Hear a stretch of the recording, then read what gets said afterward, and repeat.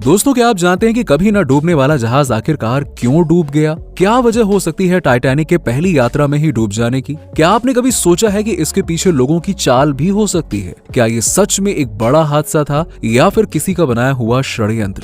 अगर आप भी इन सभी सवालों के जवाब जानना चाहते हैं तो कहीं मत जाइएगा, बने रहिए हमारे साथ वीडियो में लास्ट तक। साल 1912 में समुद्र में डूबे हुए टाइटैनिक जहाज के मलबे को देखने के लिए एक पनडुब्बी तैयार की गई, जिसका नाम टाइटन पनडुब्बी रखा गया। टाइटैनिक के मलबे को देखने के लिए इस पनडुब्बी में 5 अरब पतियों को ले जाया गया था। इस टाइटन पनडुब्बी को रविवार 18 जून को सुबह 6 बजे अटलांटिक महासागर में उतार दिया गया था। अब बताया ये जा रहा है कि महासागर में यात्रा के दौरान टाइटन कुछ ही समय में लापता हो गया, उसका कनेक्शन टूट गया और उसके बाद से वो कभी नहीं मिला। जिसके बाद इस बड़े हादसे की खबर मिलते ही खोजकर्ताओं ने अपनी रिसर्च शुरू कर दी थी। इस पनडुब्बी का मैनेजमेंट करने वाली कंपनी यानी कि ओशन गेट कंपनी है और ये पनडुब्बी पानी में 4000 मीटर तक की गहराई में जाने की कैपेसिटी रखती थी। इसे टाइटेनियम और कार्बन फाइबर से बनाया गया था, जो कि यकीन मानिए बहुत मजबूत होता है। और ओशन गेट कंपनी का इस पनडुब्बी को लेकर ये तक कहना था कि इस पनडुब्बी का व्यू पोर्ट इतनी गहराई तक जाने वाली पनडुब्बियों में सबसे बड़ा है। इस पनडुब्बी की क्वालिटी के बारे में बात की जाए तो इसमें 4 इलेक्ट्रिक थ्रस्टर्स लगे हुए थे,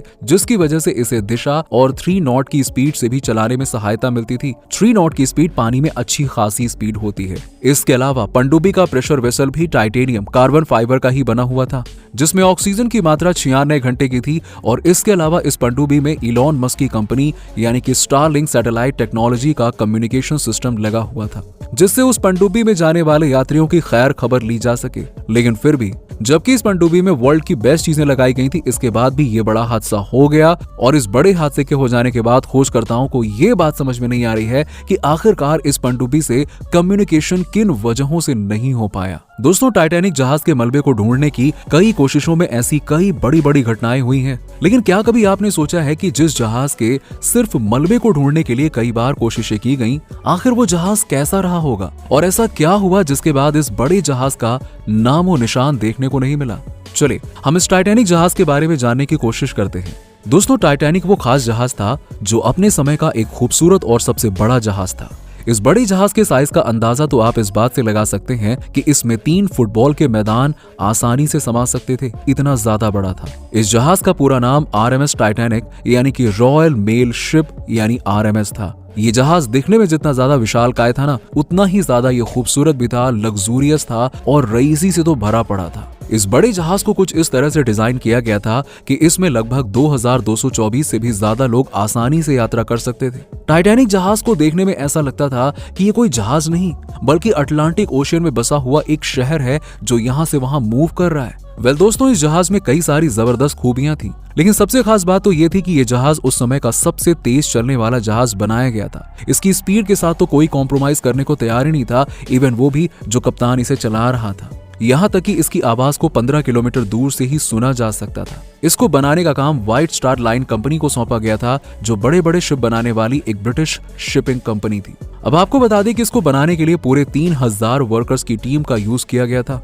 दरअसल ये जहाज इतना बड़ा था कि इसका ढांचा बनाना वाकई में कोई हंसी खेल नहीं था। काफी होशियारी के साथ में काम करते हुए भी आखिरकार इस टाइटैनिक जहाज को बनाने में लगभग 9 वर्कर्स ने तो अपनी जान गंवा ही दी थी। साथ ही साथ 40 वर्कर्स बहुत बुरी तरह से घायल हो गए थे।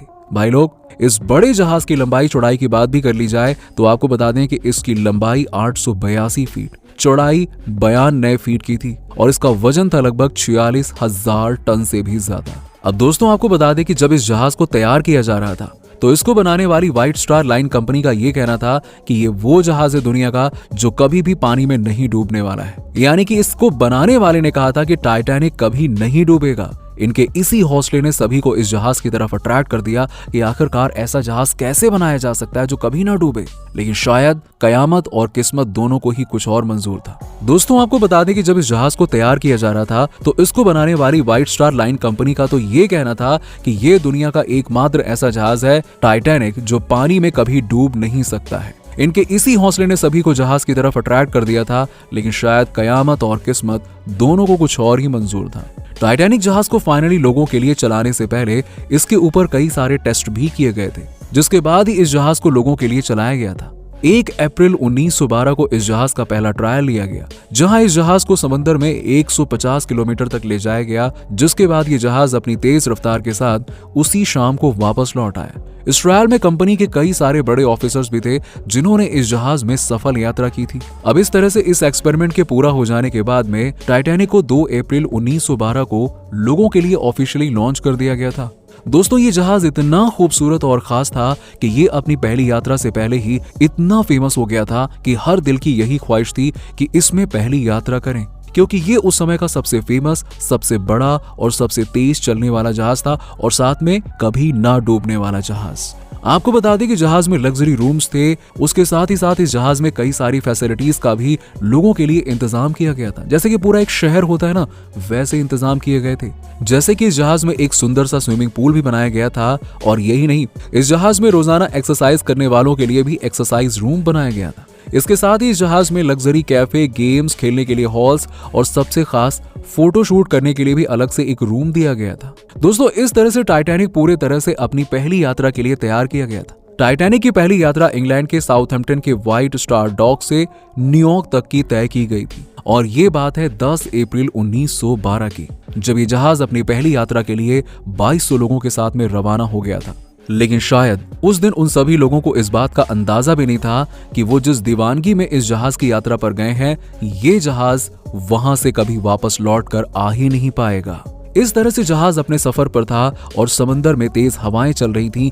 उसी दौरान टाइटैनिक के फर्स्ट ऑफिसर ने टाइटैनिक की स्पीड बढ़ाने के लिए कहा, जिससे कि जहाज जल्दी से जल्दी अपनी मंजिल पर पहुंच जाए और इस तरह से टाइटैनिक को पूरे 3 दिन हो चुके थे। दोस्तों, इस तरह से टाइटैनिक का 4 दिन का सफर बिल्कुल अच्छा गया और ये बात है 14 अप्रैल 1912 की, जब काफी शांति का माहौल था और आसमान में चांद भी नहीं था। चारों तरफ अंधेरा होने की वजह से जहाज के कैप्टन को कुछ दिखाई नहीं दे रहा था, यहाँ तक कि जहाज के सामने आने वाले आइसबर्ग के बारे में भी उन्हें कोई जानकारी ही नहीं थी। हालांकि इस बारे में कैप्टन को वार्निंग भी दी गई थी कि रास्ते में कई बर्फ के टुकड़े मौजूद हैं, लेकिन कैप्टन को इस बारे में बिल्कुल भी खबर नहीं थी कि यहाँ इतना बड़ा हादसा होने जा रहा है। दोस्तों, समय हो रहा था रात के 11:40। उस समय पर टाइटैनिक के अफसरों को एक कॉल आया और उन्हें कहा गया कि जहाज के सामने एक बड़ा आइसबर्ग है, जिसके बाद उसने फौरन ही ये बात कैप्टन को बताई। लेकिन अफसोस, ये बात तब पता चली जब जहाज को आइसबर्ग से टकराने में मात्र 35 सेकंड्स रह गए थे।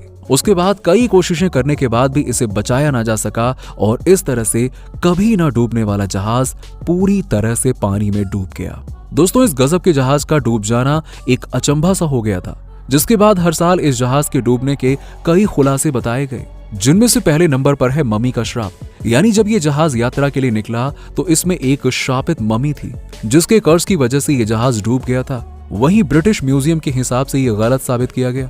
दोस्तों, ये भी कहा जाता है कि टाइटैनिक को डूबने के लिए हमला किया गया था। तो ये थे टाइटैनिक से जुड़े कुछ रहस्य। अब आप हमें ये बताइए कि टाइटैनिक जहाज को लेकर आपकी क्या राय है, और चैनल को सब्सक्राइब भी कर लीजिएगा, साथ ही बेल आइकन को भी प्रेस कर दीजिएगा, बिल्कुल भूलिएगा मत। मिलते हैं आपसे नेक्स्ट वीडियो में, तब तक के लिए बाय बाय, टेक केयर।